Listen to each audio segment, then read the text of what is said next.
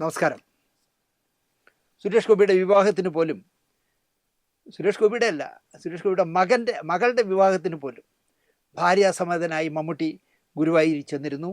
അതിനു മുന്നേ തിലകൻ മൺമറഞ്ഞു പോയി എന്നുള്ളതാണ് ആകെയുള്ള ഒരു പ്രശ്നം. അല്ലെങ്കിൽ തിലകൻ അത് കാണാമായിരുന്നു. താങ്കൾക്ക് എന്താണ് മമ്മൂട്ടിയോട് വിരോധത്തിനുള്ള കാരണം? ഒരു ഉദാഹരണം പറയാം. തച്ചിലടത്ത് ചുണ്ടൻ്റെ ഷൂട്ടിങ്ങിന് ഞാൻ എൻ്റെ ഡേറ്റിലാണ് ചെന്നത്. അപ്പോൾ അദ്ദേഹം അവിടെ ഇരിക്കുകയാണ്. എന്നെ കണ്ടിട്ട് മൈൻഡ് ചെയ്തില്ല. ഞാൻ വരുന്ന വശത്തേക്ക് നോക്കിയതേ ഇല്ല. ഞാനും മൈൻഡ് ചെയ്തില്ല. കുറച്ച് കഴിഞ്ഞപ്പോൾ അദ്ദേഹം എന്നോട് ചോദിച്ചു, ചേട്ടാ, ഈ പടത്തിൽ ചേട്ടൻ്റെ ഡേറ്റ് എന്നാണ്? ഞാൻ തിരിച്ചു ചോദിച്ചു, മരണ ഡേറ്റാണോ അതോ ജനന ഡേറ്റോ? അല്ല, ഈ പടത്തിൻ്റെ. അത് തമ്പി കണ്ണന്താനമാണ് പ്രൊഡ്യൂസർ, നിങ്ങൾ അദ്ദേഹത്തോട് ചോദിക്കൂ. അല്ല, അപ്പോൾ ചേട്ടൻ അറിഞ്ഞൂടെ ചേട്ടൻ്റെ ഡേറ്റ്? അപ്പം ഞാൻ പറഞ്ഞു, നിങ്ങളൊരു ആർട്ടിസ്റ്റാണ്, നിങ്ങൾ അഭിനയിക്കാൻ പോവുക, അത് ചെയ്താൽ മതി. എനിക്ക് ആ ചോദ്യം ഇഷ്ടപ്പെട്ടില്ല. അതല്ല, ഞാനിവിടെ 3-4 ദിവസമായി വെയിറ്റിങ്ങിലാണ് ചേട്ടന് വേണ്ടി എന്ന് ആയി മമ്മൂട്ടി. എന്താ, വെയിറ്റ് ചെയ്യാൻ പറ്റില്ലേ? കാശല്ലേ വാങ്ങിക്കുന്നത്, ചിലപ്പോൾ വെയിറ്റ് ചെയ്യേണ്ടി വരും. ആരുതില്ല ചേട്ടൻ പറയുക. അല്ല, നിങ്ങൾക്ക് സമയത്ത് വന്നാൽ എന്താ പ്രശ്നം എന്നായി മമ്മൂട്ടി. ഞാൻ പറഞ്ഞു, എൻ്റെ സമയം എപ്പോഴാണ് എന്ന് നിങ്ങൾ അറിയേണ്ട കാര്യമില്ല. ഞാൻ വന്നിരിക്കുന്നത് എൻ്റെ സമയത്താണ്. സംശയമുണ്ടെങ്കിൽ നിങ്ങൾ പ്രൊഡ്യൂസറോട് പോയി ചോദിക്കൂ. കുറേ ഫാൻസിനെ വച്ചിട്ട് തിലകനെ കൊല്ലുമെന്ന് ഭീഷണിപ്പെടുത്തണ്ട, മമ്മൂട്ടിയോട് പറയാം. ഇവിടെ എനിക്കൊരു കാര്യം ഓർമ്മ വരുന്നത്, ഭദ്രേട്ടൻ്റെ സ്പടികം ഷൂട്ട് നടക്കുമ്പോൾ ആ ദിവസങ്ങളിൽ വർക്ക് ചെയ്തിരുന്ന ക്യാമറാമാൻ കുമാറായിരുന്നു. ലൈറ്റപ്പ് എല്ലാം കഴിഞ്ഞ് തിലകൻ ചേട്ടനെ വിളിക്കാൻ പറഞ്ഞു. അസിസ്റ്റന്റ് ഡയറക്ടർ തിലകൻ ചേട്ടനെ വിളിക്കാൻ ചെന്നപ്പോൾ, അവിടെ എല്ലാം റെഡി ആണോ എന്ന് ചോദിച്ചു. എല്ലാം റെഡിയാണ് കേട്ടോ, ഭദ്ര സാർ പറഞ്ഞിട്ടാണ് ഞാൻ വിളിക്കാൻ വന്നത്. ആണല്ലോ, ആണ്. ഇദ്ദേഹം എണീറ്റ് അവിടെ ചെല്ലുമ്പോൾ കാണുന്ന കാഴ്ച, മേളിൽ കെട്ടിയിരുന്ന 2 ലൈറ്റ് അഴിച്ചു മാറ്റുകയാണ് കുമാർ പറഞ്ഞിട്ട്. ആ ലൈറ്റ് അവിടെ ഇവിടെ വൈ എന്നൊക്കെ പറഞ്ഞ് മാറ്റുന്നു. തിലകൻ ചേട്ടൻ ഷാർപ്പായിട്ട് ഈ വിളിക്കാൻ ചെന്ന അസിസ്റ്റന്റ് ഡയറക്ടറെ നോക്കി. അയാളൊന്നും മിണ്ടില്ല, അയാൾ നിരപരാധിയാണല്ലോ. ഷോട്ട് കഴിഞ്ഞു. തിരിച്ച് സീറ്റിലേക്ക് പോകാൻ നേരത്തെ ഈ അസിസ്റ്റന്റ് ഡയറക്ടറെ കൊണ്ട് വിളിച്ചോണ്ടേ, അസോസിയേറ്റ് ഡയറക്ടർ. എന്നിട്ട് പറഞ്ഞു, ഞാൻ നിന്നോട് ചോദിച്ചതല്ലേ റെഡിയായോ എന്ന്. അതെ, അവിടെ വന്നപ്പോൾ റെഡി അല്ലല്ലോ. അതെൻ്റെ കുറ്റമല്ല, എന്നോട് സംവിധാനം വിളിക്കാൻ പറഞ്ഞു. അതിനുശേഷം ക്യാമറമാൻ ലൈറ്റ് മാറ്റിയത് എൻ്റെ പ്രശ്നമല്ല. എനിക്ക് നിൻ്റെ അച്ഛൻ്റെ പ്രായമില്ലേ? നിൻ്റെ അച്ഛനെയാണെങ്കിൽ നീ ഇതുപോലെ വിളിച്ചോണ്ട് നിർത്തുമോ? എൻ്റെ അച്ഛനെ ഞാൻ വിളിച്ചോണ്ട് നിർത്തില്ല, വയസ്സായി. ഞാൻ ആ അച്ഛന് വയസ്സായതുകൊണ്ടേ വീട്ടിലിരുത്തി കൃത്യമായിട്ട് മരുന്നും ഭക്ഷണവും ഒക്കെ കൊടുക്കുന്നുണ്ട്. ചേട്ടൻ്റെ മക്കൾ ചേട്ടനോട് അങ്ങനെ ചെയ്യാത്തതിന് ഞാനും തോന്നുന്നുണ്ട്. വല്ല കാര്യമുണ്ടോയെന്ന് ആലോചിച്ചോക്കണം. ആ തിലകൻ ചേട്ടൻ പറയുകയാണ്. അപ്പോൾ അന്ന് വേണമെങ്കിൽ ആ അസിസ്റ്റന്റ് ഡയറക്ടർക്ക് ചോദിച്ചൂടെ, നിങ്ങൾ പൈസ വാങ്ങിച്ചിട്ടല്ലേ ഇവിടെ അഭിനയിക്കാൻ വന്നത്? അപ്പം നിങ്ങൾ ചിലപ്പം വരേണ്ടി വരും, ചിലപ്പോൾ ലൈറ്റ് അപ്പ് ചെയ്യുമ്പോൾ നിൽക്കേണ്ടി വരും, അത് കഴിഞ്ഞ് പോയി ഇരിക്കേണ്ടി വരും, വീണ്ടും വരേണ്ടി വരും എന്ന് ചോദിച്ചാൽ എന്ത് ചെയ്യും? മമ്മൂട്ടിയോട് ഇദ്ദേഹം ചോദിച്ചാൽ അതേ ചോദ്യം വേണമെങ്കിൽ തിരിച്ച് ചോദിക്കാം. പക്ഷേ ഈ പറയുന്ന തിലകൻ ചേട്ടൻ ഇപ്പോൾ ജീവിച്ചിരിപ്പില്ല, അല്ലെങ്കിൽ നമുക്ക് ചോദിക്കായിരുന്നു. അതുപോലെ തന്നെ മമ്മൂട്ടിയെ പോലെ ഒരാൾ ഫാൻസുകാരെ കൊണ്ട് കൊല്ലുമെന്ന് ഭീഷണിപ്പെടുത്തി എന്നൊക്കെ പറഞ്ഞാൽ, ഇവിടെ ഇപ്പോൾ രാഹുൽ മാങ്കൂട്ടാണല്ലോ ഏറ്റവും വലിയ പ്രശ്നം.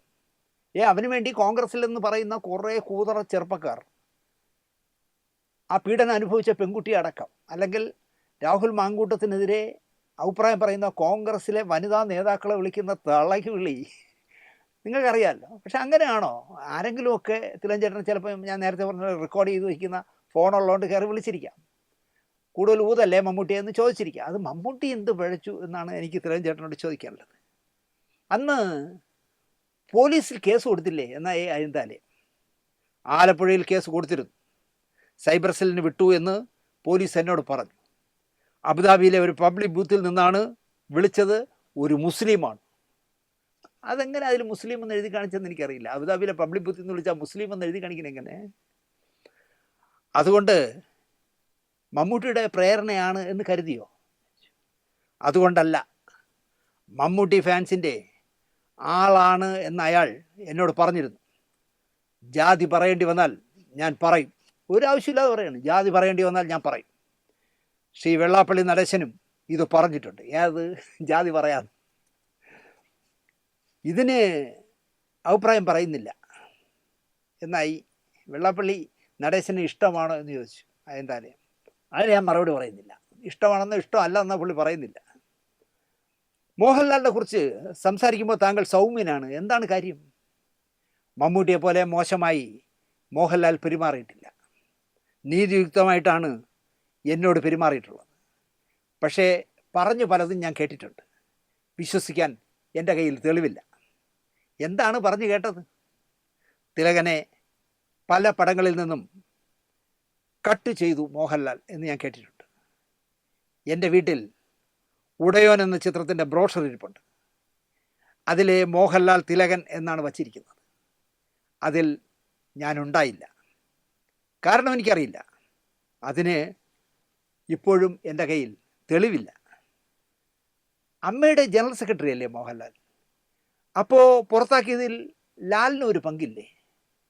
അന്ന് അമ്മയുടെ ജനറൽ സെക്രട്ടറി ആയിരുന്നില്ലല്ലോ. 3 കൊല്ലമല്ലേ ഈ സ്ഥാനമുള്ളൂ. ഇപ്പോൾ അമ്മയുടെ ജനറൽ സെക്രട്ടറി അല്ലേ? എന്നെ അമ്മയിൽ നിന്ന് പുറത്താക്കാൻ എല്ലാവരും യോജിച്ചു, മോഹൻലാലും. ഈ പ്രശ്നങ്ങൾ അവസാനിപ്പിക്കുന്നതിന് വേണ്ടി ഗവൺമെൻറ് എന്തെങ്കിലും ചെയ്തിട്ടുണ്ടോ? വാർത്തയിൽ നിന്നാണ് ക്രിസ്ത്യൻ ബ്രദേഴ്സിൽ നിന്നും മാറ്റിയത് ഞാൻ അറിഞ്ഞത്. അപ്പം ഞാൻ നിർമ്മാതാവ് സുബൈറിനെ വിളിച്ചു. സുബൈർ പറഞ്ഞത്, എനിക്കിപ്പോഴും ചേട്ടൻ ചെയ്യണമെന്നാണ് ആഗ്രഹം, പക്ഷേ ഫെഫ്ക സമ്മതിക്കുന്നില്ല. ഉണ്ണികൃഷ്ണനാണ് വിളിച്ചു പറഞ്ഞത്, മറ്റേ സംവിധായകൻ്റെ സിനിമയിൽ അഭിനയിച്ച തിലകനെയും മറ്റ് നടീനടന്മാരെയും ഇനി മലയാള സിനിമയിൽ അഭിനയിപ്പിക്കേണ്ട എന്ന് ഒരു സൂപ്പർ താരം പറഞ്ഞു. സൂപ്പർ താരം ആരാണെന്ന് ചോദിച്ചു. അതെന്നോട് ചോദിക്കരുത്. ഇങ്ങനെയാണ് സുബൈർ എന്നോട് പറഞ്ഞത്. അത് കഴിഞ്ഞാണ് ഇംഗ്ലീഷ് പടത്തിൽ നിന്നും എന്നെ പുറത്താക്കിയത്. അതിൻ്റെ പിന്നിലും ഇതേ സൂപ്പർ താരമാണ്. ഇംഗ്ലീഷ് പടത്തിൻ്റെ ഡയറക്ടർ ഇവിടെ വന്നിട്ട് പറഞ്ഞു, ഞാൻ ഈ പടത്തിന് 2 ഓസ്കാർ പ്രതീക്ഷിക്കുന്നുണ്ട്. ഒന്ന് കഥയ്ക്കും മറ്റൊന്ന് തിലകൻ ചേട്ടനും. സോഹൻ റോയി ആണല്ലോ ഈ ഇംഗ്ലീഷ് പടം എന്ന് പറയുന്ന ഡാം 999 എടുത്തത്. ആ ചിത്രത്തെ പറ്റിയാണ് ചേട്ടൻ ഈ പറയുന്നത്, വിദേശ പടം. കിലുക്കത്തിൽ രേവതി പറഞ്ഞ ആനയും വന്നില്ല പുലിയും വന്നില്ല എന്ന് പറഞ്ഞ കണക്ക് ഒരു ഓസ്കാറും അതുവഴിയെ പോയില്ല. തിലകൻ ചേട്ടൻ നൽകാനിരുന്ന വേഷം രജിത് കപൂറാണ് ചെയ്തത്. ശങ്കരൻ എന്ന താന്ത്രിക വിദ്യകൾ പഠിച്ച യോഗി വര്യൻ്റെ വേഷം തിലകൻ ചേട്ടൻ ചെയ്താൽ ഇത്രയും നന്നാവില്ല. അത്രയ്ക്ക് ഭംഗിയായിട്ടാണ് രജിത് കപൂർ ചെയ്തത് എന്നാണ് 2 പ്രാവശ്യം ഡാം 999 കണ്ടിട്ടുള്ള ആളെന്നുള്ള നിലയ്ക്ക് ഞാൻ പറയുന്നത്. ഓസ്കാർ നോമിനേഷനെ പറ്റിയൊക്കെ കുറച്ചെങ്കിലും അറിയാവുന്നവർ കഥയും അഭിനയത്തിനും അവാർഡ് പ്രതീക്ഷിക്കില്ല. നമ്മുടെ ഇവിടുന്ന് ഉണ്ടാക്കിയെടുക്കുന്ന സിനിമയൊന്നും അതിൻ്റെ 7 അയലത്തെത്തില്ലെന്നേ. അപ്പോൾ വീണ്ടും എന്തായാലും ചോദിച്ചു, സാംസ്കാരിക വകുപ്പ് മന്ത്രി ബന്ധപ്പെടാൻ ശ്രമിച്ചിരുന്നോ? ഞാൻ അദ്ദേഹത്തെ വിളിച്ചു. അദ്ദേഹം എൻ്റെ സുഹൃത്തും കൂടിയാണ്. സാംസ്കാരിക മന്ത്രി ഇടപെടണം എന്ന് ഞാൻ ആവശ്യപ്പെട്ടു. അപ്പോൾ അദ്ദേഹം പറഞ്ഞത്, ഞാൻ ടൂറിലാണ്, പാർട്ടി സെക്രട്ടറിയെ വിളിച്ച് പറയാം, അദ്ദേഹം ഗവൺമെൻറ്റിനെ അറിയിക്കും, വേണ്ടത് ചെയ്യും എന്നാണ്. യാതൊന്നും ചെയ്തിട്ടില്ല. എങ്ങനെയാണ് താങ്കൾ CPIയിൽ ചെന്ന് ചേർന്നത്? CPIയുടെ കയ്യിൽ ഞാൻ പെട്ടിട്ടില്ല.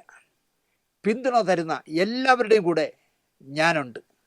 എനിക്ക് youth Congress, PDP, communist party ഇവരെല്ലാം പിന്തുണ തരുന്നുണ്ട്.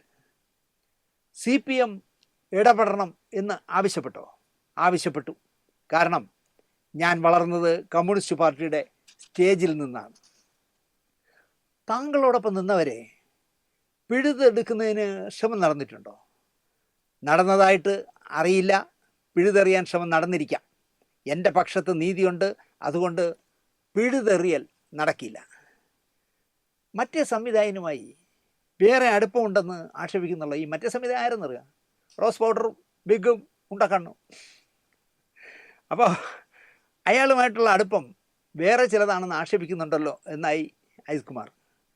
അത് താങ്കൾക്ക് അദ്ദേഹത്തോട് ചോദിക്കാം. താങ്കളും ഞാനുമായിട്ടുള്ള ബന്ധമാണ് ആ സംവിധായകനോടും ഉള്ള ബന്ധം. താങ്കളെക്കാൾ ബന്ധമുണ്ട്. അദ്ദേഹത്തിൻ്റെ 1-ലധികം സിനിമകളിൽ ഞാൻ അഭിനയിച്ചിട്ടുണ്ട്. അദ്ദേഹത്തിൻ്റെ സിനിമകളിൽ അഭിനയിച്ചു എന്ന കാരണത്താലാണ് എന്നെ വിലക്കിയത്. അപ്പോൾ എനിക്ക് പറയാനുള്ളത്, തിലകൻ ചേട്ടൻ്റെ മക്കൾ ഈ മഹാനായ സംവിധായകൻ്റെ സിനിമകളിൽ അഭിനയിച്ചിട്ടുമില്ല എന്നുകൂടി ഓർക്കണം. അച്ഛൻ അഭിനയിച്ചെങ്കിലും മക്കൾ അഭിനയിച്ചിട്ടില്ല.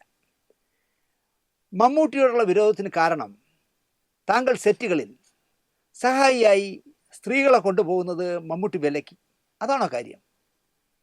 അപ്പോൾ എനിക്ക് പെട്ടെന്ന് ഓർമ്മ വരുന്നത്, ഈ മമ്മൂട്ടി ആവശ്യമില്ലാത്തതിലെല്ലാം ഇടപെടും. ഞാൻ വർക്ക് ചെയ്ത സുഹൃതം എന്ന് പറഞ്ഞ സിനിമയിൽ 2 നായികമാരാണല്ലോ. അതിലൊരു നായികയ്ക്ക് അക്കാലത്ത് ഭർത്താവുമായിട്ട് ഡൈവേഴ്സ് ചെയ്ത് നിൽക്കുന്ന സമയത്ത് വേറൊരു നടനുമായിട്ട് ഭയങ്കര പ്രേമമായി. അയാൾ കെട്ടും എന്ന് വാക്ക് കൊടുത്തു എന്നാണ് പറയുന്നത്. അപ്പോൾ പിറ്റേ ദിവസം രാവിലെ എടുക്കുന്ന ഒരു സീനെന്ന് പറഞ്ഞാൽ ഏർലി മോർണിംഗിൽ എടുക്കണം. അപ്പോൾ മമ്മൂട്ടിയുടെ അടക്കമുള്ളവരോട് 6 മണിക്ക് വരണമെന്ന് പറഞ്ഞു. എല്ലാവരും വരാമെന്ന് പറഞ്ഞു. കൃത്യം 5:55 ആയപ്പോൾ പുലി എത്തി. അന്ന് കാരവേനൊന്നും ഇല്ലല്ലോ. പുലി എത്തി, മേക്കപ്പ് ചെയ്ത് റെഡി ആയിട്ടിരുന്നു. 6 എന്നുള്ളത് 7 ആയി, 7 8 ആയി, 8 9 ആയി, 9 10 ആയി. നായിക കാണാനില്ല. നായിക മറ്റേ നടൻ്റെ കൂടെ ഇവിടെ കറങ്ങാൻ പോയിരിക്കുക. 10:30 മണിയോ എന്തോ ആയപ്പോൾ നായിക വന്നിറങ്ങി കാറിൽ. അപ്പോൾ ഈ 3.5 മണിക്കൂർ മമ്മൂക്ക തെറി വിളിച്ച് കണ്ണ പിടിക്കുകയായിരുന്നു. എനിക്കിതിൽ ക്യാമറയുടെ മുന്നിൽ പറയാൻ പറ്റില്ല. ആ സ്ത്രീ അതുവരെ അത് കേട്ടിരിക്കില്ല, അങ്ങനെ തെറി വിളിക്കുകയായിരുന്നു. കാരണം അവരൊരു മാന്യായ സ്ത്രീയായിരുന്നു. പക്ഷേ അവരെ പറഞ്ഞുണ്ടല്ലോ, കൊണ്ടുപോയ നടൻ്റെ മതം വരെ അതിൽ ഉൾപ്പെടുത്തിയാണ് തെറി വിളിക്കുന്നത്. 10:30 മണിയായപ്പോൾ അവരെത്തി. ഞാൻ നേരെ കാറിനടുത്തേക്ക് ചെന്നു. അവരെന്നോട് ചോദിച്ചു, മമ്മൂക്ക വന്നോ എന്ന് വെച്ചു. ഞാൻ പറഞ്ഞു, കൃത്യം 6 മണിക്ക് പുള്ളി വന്നു എന്നുള്ളത് മാത്രമല്ല, കഴിഞ്ഞ 3.5 മണിക്കൂർ നേരമായിട്ട് നിങ്ങളെ ജീവിതത്തിൽ ആരും വിളിക്കാത്ത തെറി പറഞ്ഞുകൊണ്ടിരിക്കുകയാണ്. പ്രശ്നമാവൂ? അതൊന്നും എനിക്കറിയില്ല. അവർ ഒന്ന് വരണ്ടു, അകത്ത് പോയി മേക്കപ്പ് ചെയ്തു, ഒന്നും അറിയാതെ ക്യാമറയുടെ മുന്നിൽ വന്നു. ഇദ്ദേഹം ഒന്നും മിണ്ടിയില്ല. അപ്പോൾ ഇത്തരം കാര്യങ്ങളിലൊക്കെ, ഈ സ്ത്രീ വിഷയത്തിലൊക്കെ ഇടപെടുന്ന ഒരാൾ തന്നെയാണ് മമ്മൂക്ക. അതെനിക്ക് നല്ല ഓർമ്മയുണ്ട്. അപ്പോൾ അദ്ദേഹം പറയുന്നത്, ഈ സ്ത്രീകളെ സെറ്റിൽ അസിസ്റ്റൻ്റായിട്ട് കൊണ്ടുവരുന്നതുകൊണ്ടാണോ മമ്മൂട്ടിക്ക് പക എന്ന് ചോദിച്ചപ്പോൾ തിലകൻ ചേട്ടൻ പറയുന്നത്, സഹായികളായി സ്ത്രീകളെ കൊണ്ടുപോകുന്നതിൽ എന്താണ് തെറ്റ്? മമ്മൂട്ടിക്ക് എന്താണ് ചൊറിച്ചിൽ? നടക്കാൻ ബുദ്ധിമുട്ടുള്ള എനിക്ക് സഹായി ഇല്ലാതെ പറ്റില്ല. ദ്രോണയിൽ എൻ്റെ കൂടെ ഒരു പെൺകുട്ടി ഉണ്ടായിരുന്നു. ആ കുട്ടിയുടെ ഫാദർ KSRTCയിൽ ഡ്രൈവറായിരുന്നു. അയാൾ മരിച്ചുപോയി. അയാളുടെ പെൻഷൻ KSRTC തടഞ്ഞു വച്ചു. അതിനുവേണ്ടി ആ കുട്ടി ഇവിടെ വന്ന് എന്നോട് പറഞ്ഞു, സാറേ, സാറിൻ്റെ സുഹൃത്തല്ലേ ഗണേഷ് കുമാർ, അദ്ദേഹത്തോട് എൻ്റെ കാര്യം പറയണം. അന്ന് ഗണേഷ് കുമാർ മന്ത്രിയാണ് ട്രാൻസ്പോർട്ടിൻ്റെ.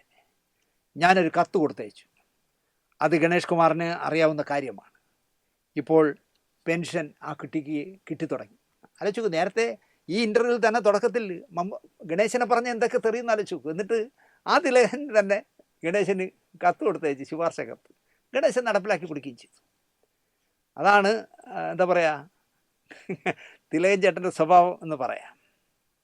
ഗണേഷ് കുമാർ മുലകുടി മാറാത്തവൻ, ചീഞ്ഞളിഞ്ഞ രാഷ്ട്രീയമുള്ളവൻ, മന്ത്രിയാകാൻ പക്വതയില്ലാത്തവൻ എന്നൊക്കെ പറഞ്ഞ അതേ ഇൻ്റർവ്യൂവിലാണ് ഗണേശന് കത്തെഴുതി കൊടുത്തു വിട്ടതും പെൻഷൻ അനുവദിച്ചതും ഒക്കെ തിലകൻ ചേട്ടൻ പറയും. പെൻഷൻ കിട്ടി തുടങ്ങിയപ്പോൾ ആ കുട്ടി പിന്നെ വരാതായി. എനിക്ക് നന്ദി, നമസ്കാരം.